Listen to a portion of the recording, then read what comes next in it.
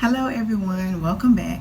So today I want to jump right in and let's talk about triggers. So what are triggers when you're grieving? Triggers are things that unexpectedly cause you to refocus back on your grief again. Okay, so you're having a normal day, everything is as smooth as can be, and then something triggers you. Those could be things around the house, things in the community, things that you see when you're out traveling. Triggers can come from all different places. So we need to be prepared and be mindful that we are going to have triggers. You could run into someone in the store and they can start talking about your loved one. That could be a trigger. You can be out hanging out or just doing regular things and pass by a place that you frequented with your loved one and you hadn't really thought about it, but as soon as you see it, it becomes a trigger. You could unexpectedly find something that belonged to that person. There are so many things that can be what we call in grief a trigger. So the idea is to just always expect the unexpected. Don't place any expectations on anything surrounding your grief, okay? Don't wake up in the morning and say, this is the type of day that I'm going to have and my grief won't be involved today. Because a song on the radio can trigger you on your way to wherever you were going, okay? So we have to be mindful. We have to continue to understand that this is a process. It's not a thing where it works in one way, where the screw came off, we take the screwdriver, we screw it back on, and now it's fixed. It doesn't work like that. So we have to always be prepared for, I don't want to say anything, but we do have to be prepared for things to resurface or things to happen that resurface our grief, so to speak.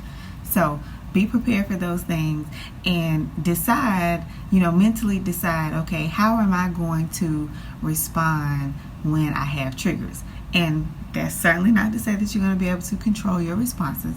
There are going to be times when something happens and you're just going to burst into emotions. Okay, and if you do, that's fine. But how are you going to respond to that afterwards? Quiet places, are you going to remove yourself?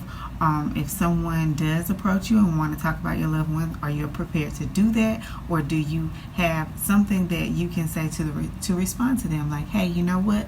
With all due respect, right now I'm not comfortable with discussing this with my loved one while I'm at church or while I'm in the grocery store or while I'm getting gas. I'm not comfortable with it. But we need to be able to respond to people. If people are involved, we need to be able to respond respectfully because they don't always understand.